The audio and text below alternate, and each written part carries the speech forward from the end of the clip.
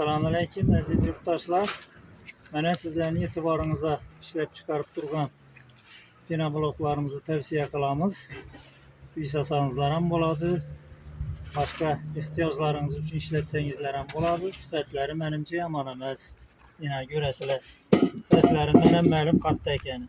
Böyle barmağın bilən döşə verəsən bunu dedim. Bunu döşünü ilacam yok. Lakin barmağın bilən bunu sifəti mənimcə yaxşı.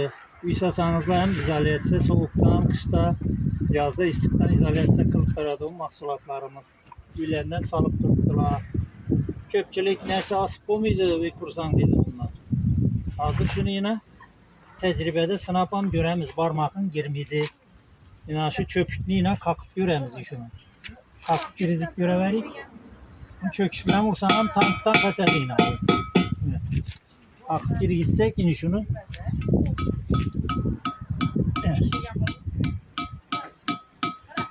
İstəsəniz hem əməllə bir işində qalxsanız televizor boladı, başqa nersə oladı. Yine bu yan payıp kaldı çöpükümüz.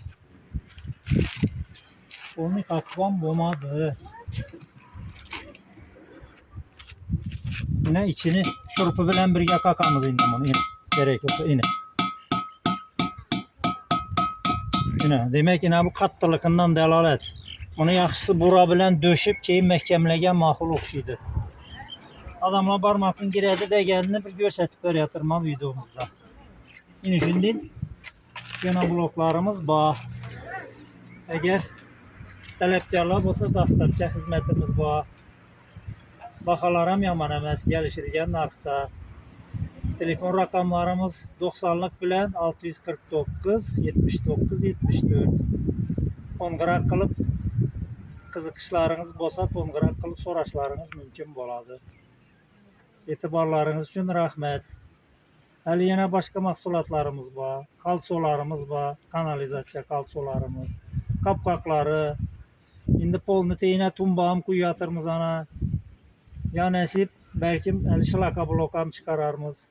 Ana şundan hizmetler bilen şukurlarımız, dastabkelerimiz mevcut aşağıdakilerim diyeyim.